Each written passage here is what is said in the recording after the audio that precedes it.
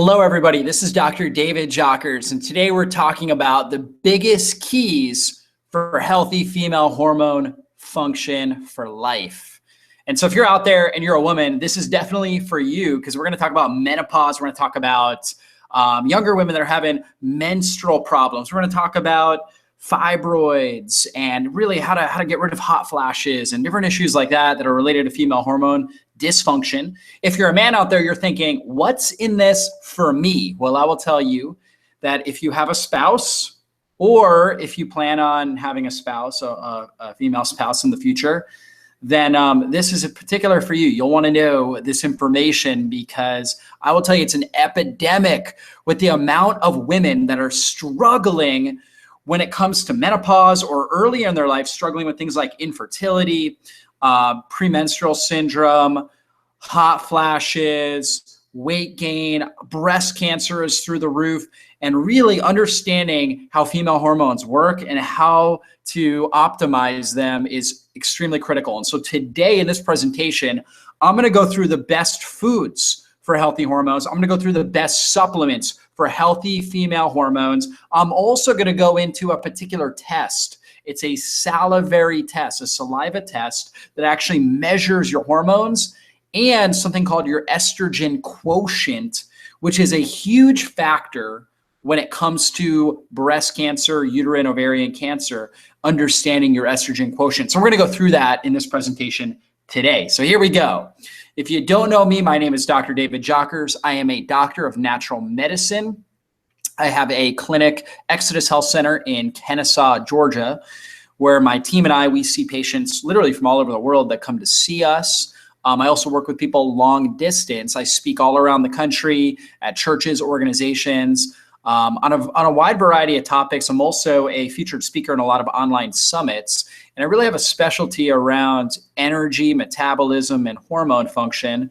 And so we're going to go through this today. Also, that's my wife and my baby boys, David and Joshua there.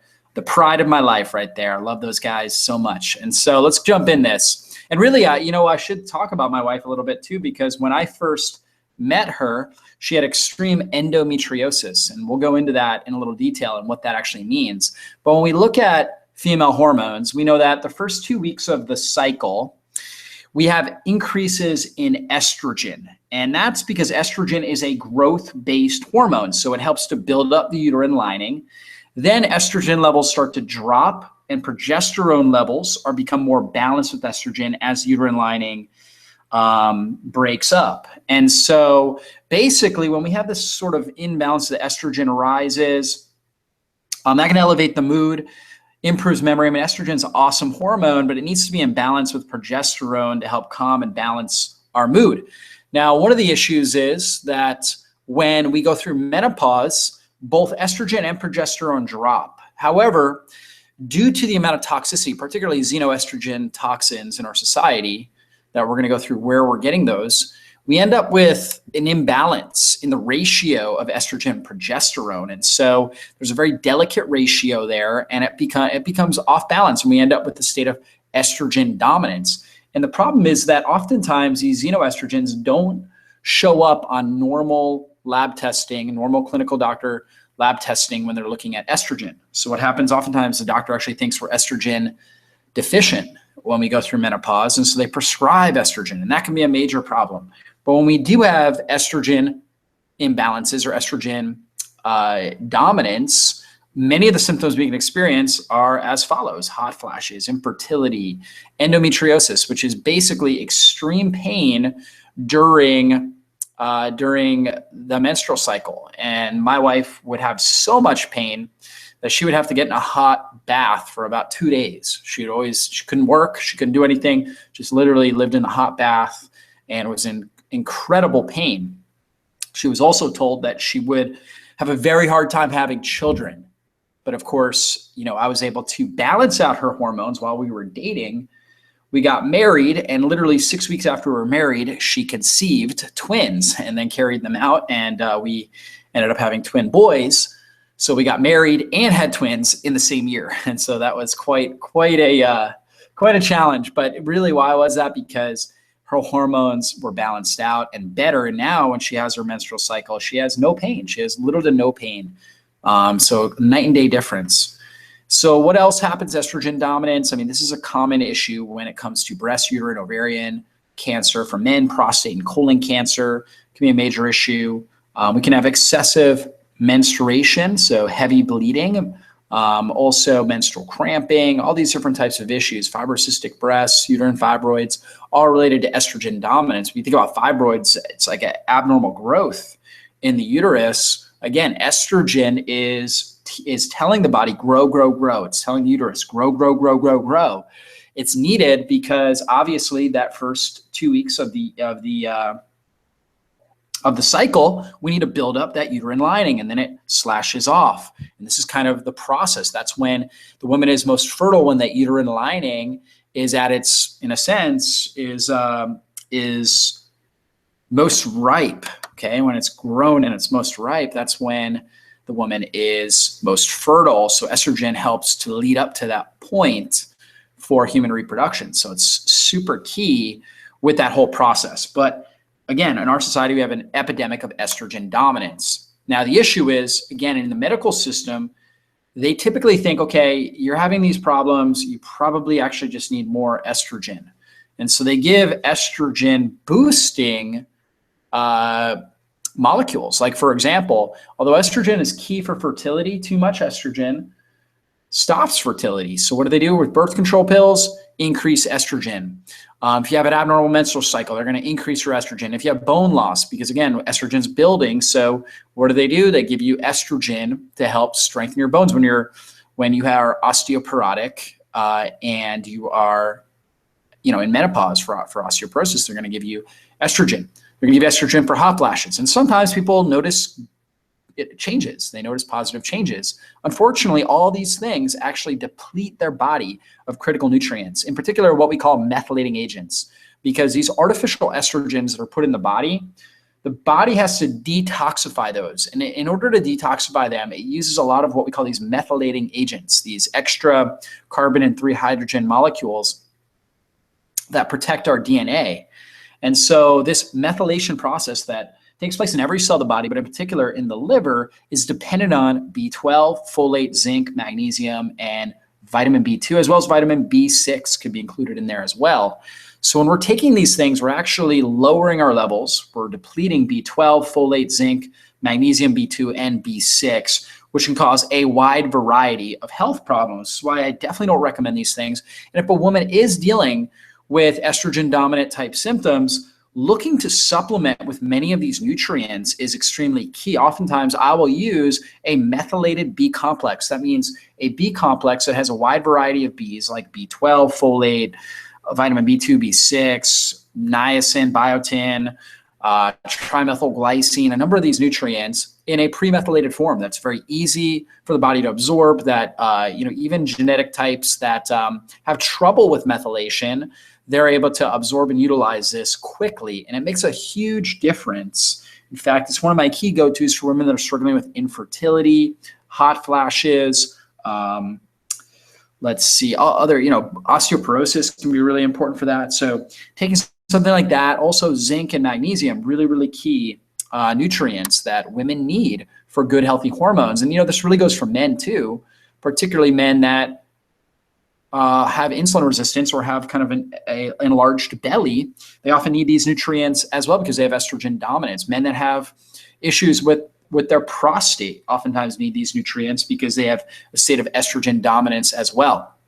So xenoestrogens, these are key because these are all around us in our society. And these are chemicals that bind permanently to receptor sites, accumulate in fat tissues, and disrupt nearly every biological process. You can see right here, phthalates in that picture that are in spray cleaners, makeups, a lot of skin lotions. These things are getting into our body, and we are literally like this, like I say here in the narrative, the world is literally waiting in these estrogen imitating xenoestrogen chemicals. So they're really toxic for the body and they're hard for us to detoxify.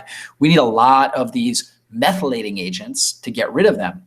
So what do xenoestrogens do? They come in, they act like estrogen, but they actually have stronger growth promoting factors. So remember, estrogen is a growth promoter. Xenoestrogens have even stronger growth promoting factors than estrogen. That is key because we don't want excess growth in the body. What do we call excess growth? We call it things like cysts, like for example, fibrocystic breasts or fibroids. We can call it that. It can also cause excessive, because the uterine lining can be so enlarged, excessive bleeding during the menstrual cycle as that gets sloughed off because we have extra tissue being broken down. It can cause tumors in the body, so uterine, ovarian tumors and breast tumors, and for men, prostate and colon cancers can all be related to excess xenoestrogens stimulating a greater growth stimulus to the body. So very important to understand. Where are we getting these xenoestrogens? Well, tin cans. I mean, how many of us are using canned food? It's so common. So we really want to minimize our exposure to tin cans, particularly if you are going to do tin.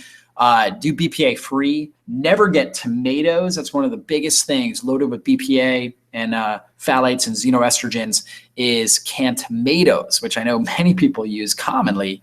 My wife was using those all the time. I had to say, you know what? Let's not do these. We can't do the canned tomatoes. Plastics. We need to reduce our exposure to plastics. A lot of artificial fragrances out there, xenoestrogens, detergents, perfumes, shampoos, soaps, pesticides, herbicides, dry cleaning chemicals, bleached feminine hygiene products. I mean, these things are all loaded with xenoestrogenic chemicals that are going to throw off our hormones and stimulate greater growth factors in our body and cause a lot of problems.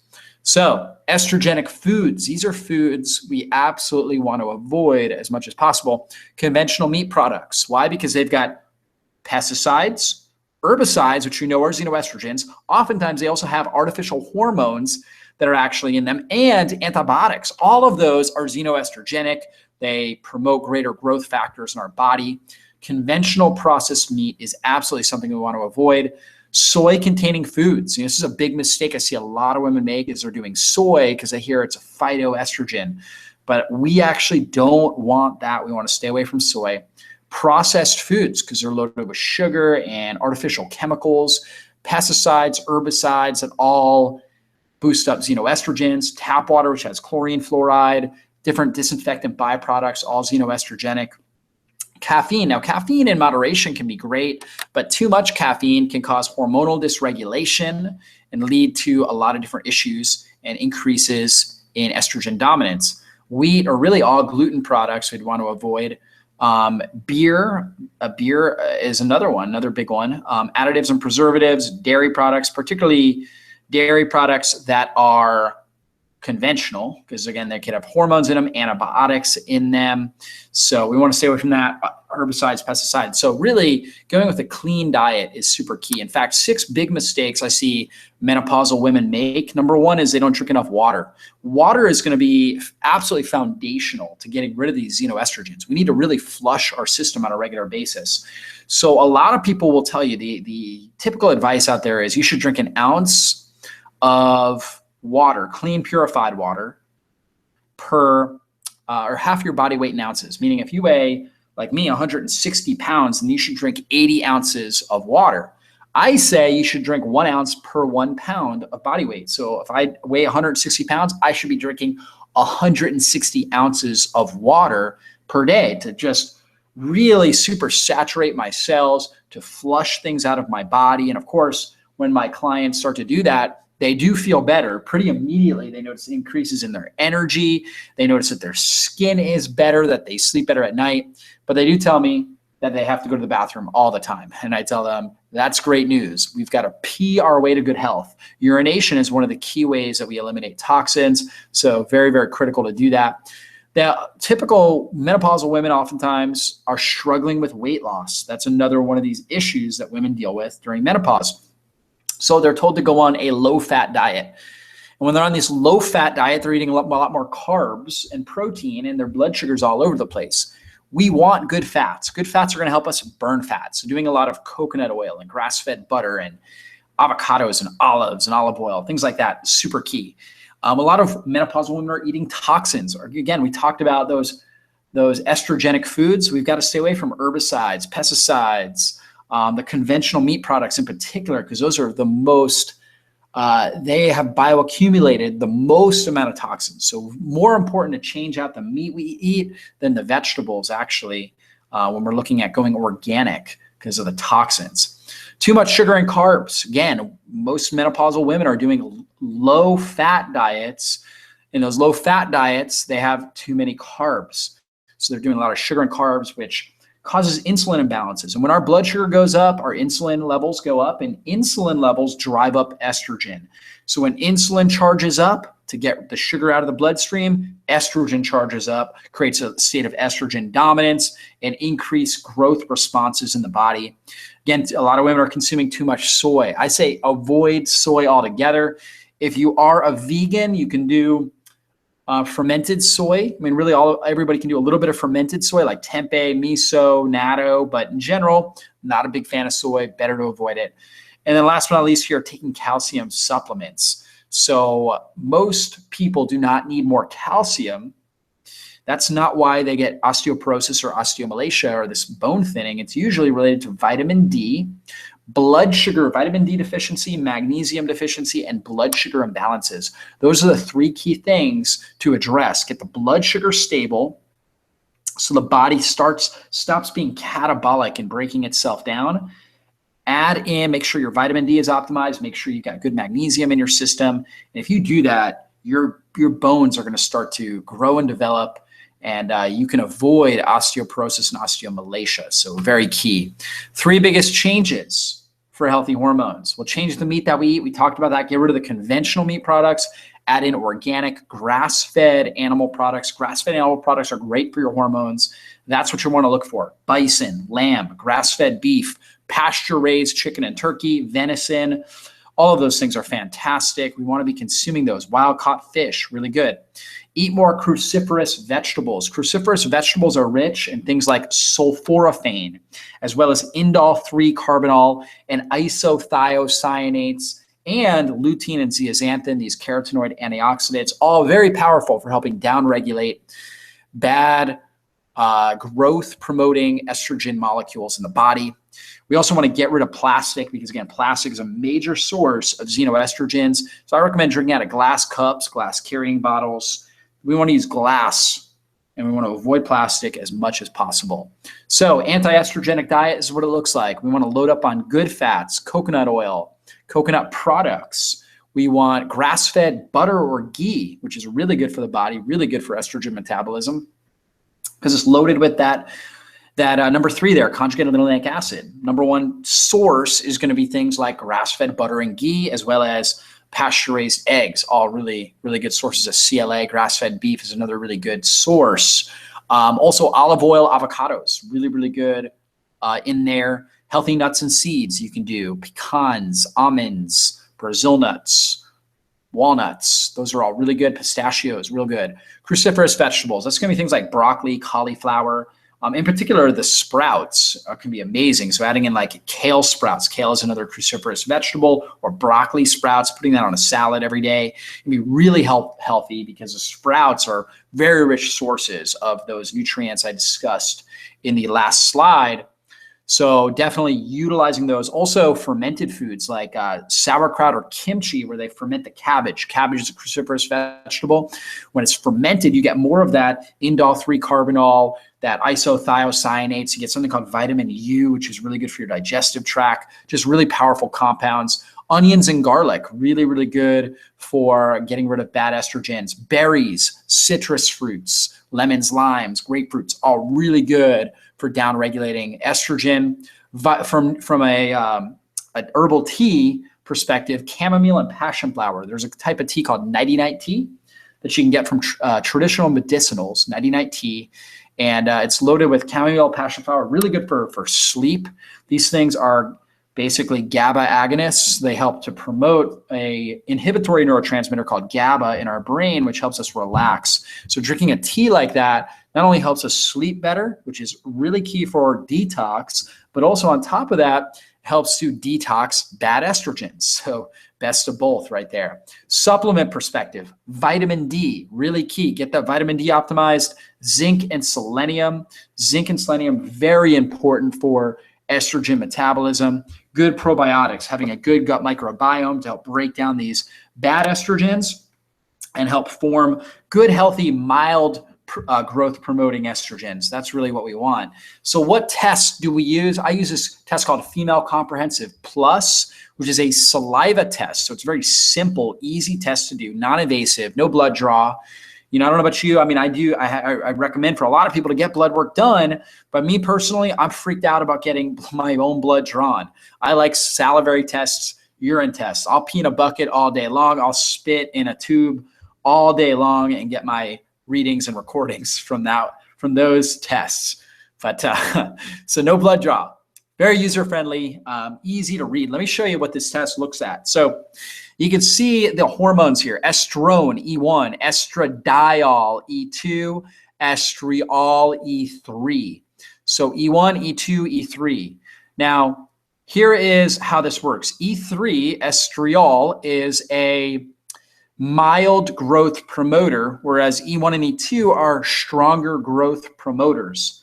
So to really look at, in a sense, the ratio that we want to see here for a healthy estrogen metabolism, we want our E3 or estriol to be equivalent or greater, okay, than our E1 and our E2, and that's really called our estrogen quotient. So you see this person here, very healthy levels, okay? Their E3 is much greater than their E1 and their E2. If your levels are under 1, okay, then you're at an increased risk for developing breast cancer, uterine ovarian cancer, or menopausal problems. So that's definitely something I look at. Progesterone levels, you can see this person is in a good range with progesterone. Testosterone's a little bit elevated there. So this person has a little bit elevated testosterone for a woman.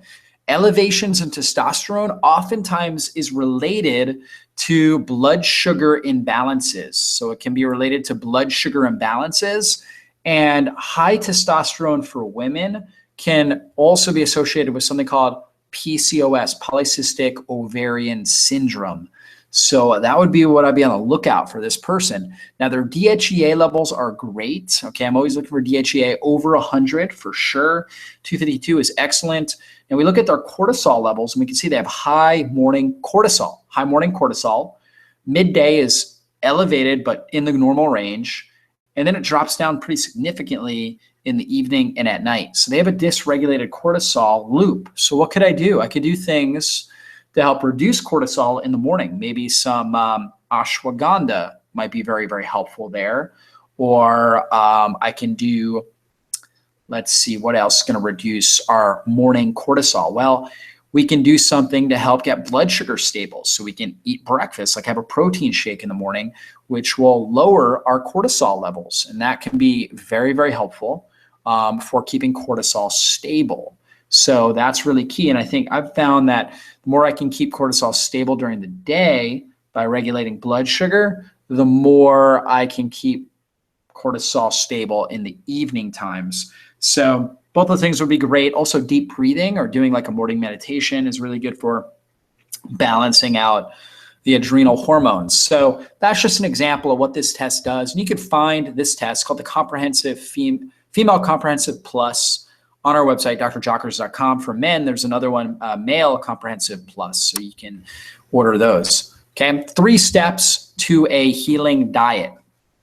So this is what we want to do: reduce sugar and grains. Okay, we know that that stimulates, increases blood sugar, which then stimulates insulin, which stimulates estrogens. So we want to reduce that to keep those things balanced. We want to make sure we get rid of bad fat and add in more good fat. So you can see the picture of avocados. We talked about grass-fed butter, coconut oil, coconut products, and healthy meat. And then again, we talked about that. So I want to be redundant because we need to keep reiterating how important these things are. Change the meat that we eat, get good, healthy, organic meat, grass-fed, pasture-raised. You can get those at your health food store from a local farmer like my wife and I do. You can also get them online from places like US Wellness Meats and Slankers and places like that. It can be awesome. 6 nutrition tips. Well, number 1, super hydrate the body. So we talked about that. We got to pee our way to good health, get that hydration going, load up on vegetables, which, you know, all the different colored vegetables and herbs are so good for detoxifying bad estrogens. Detoxifying foods. What am I talking about there? Lemons, limes, herbs like basil, oregano, rosemary, thyme. Make sure that your meals, they smell amazing. They should have all these aromatic herbs. Are so good for helping detoxify. Garlic and onions, all really good. Focus on good fats. We've been talking about this all day, right? Avocados, olives, olive oil, really good stuff. Grass-fed butter, coconut oil, organic animal products. And then another great supplement. We talked about zinc, selenium. We talked about probiotics. We talked about vitamin D. Also a fish oil supplement, particularly one containing GLA, which really helps with estrogen metabolism and progesterone levels, can be very, very helpful. We have one called Pro EFA on our website, Pro EFA. So you can find that. It's got clinically effective dose of GLA, gamma-linolenic acid, as well as EPA and DHA, the long-chain omega-3 fats that are powerful anti-inflammatory agents. So other supplements, Estro Protect. This is something I gave my wife, along with all the other supplements I talked about, high doses of fish oil, vitamin D, get her vitamin D optimized, got her on zinc and selenium and probiotics. And then I added in Estro Protect. And Estro Protect is really this compound called indole 3-carbinol. So I3C, actually a form of it called DIM, diindolylmethane.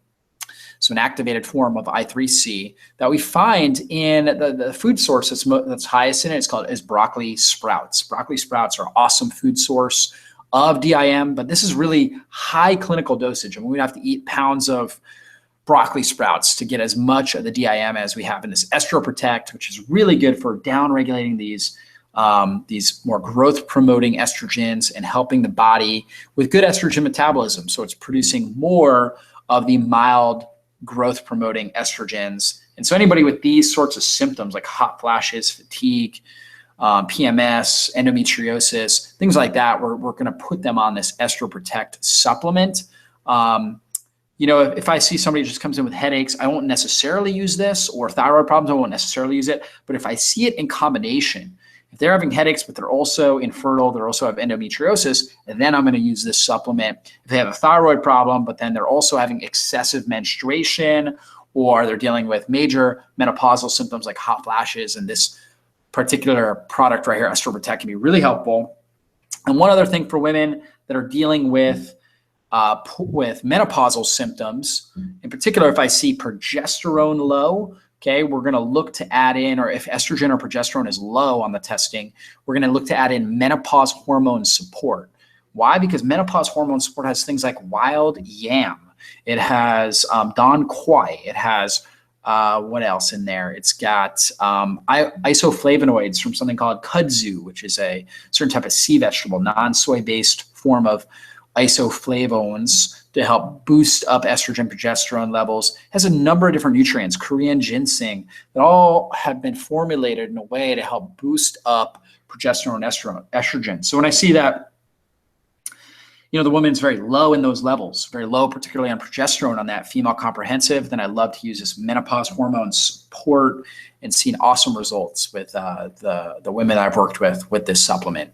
So hope you got a lot out of this presentation. There's so many things we can do to help balance out hormone function. I hope you got a lot. We talked a lot about good fats. We talked a lot about changing the meat that we eat, getting the right diet, getting off the sugars and the grains. We talked about getting rid of plastic and xenoestrogens, all really important. We talked about a lot about different nutrients like vitamin D, probiotics, zinc, selenium. We talked about some key female hormone supplements like Estro Protect and menopause hormone support.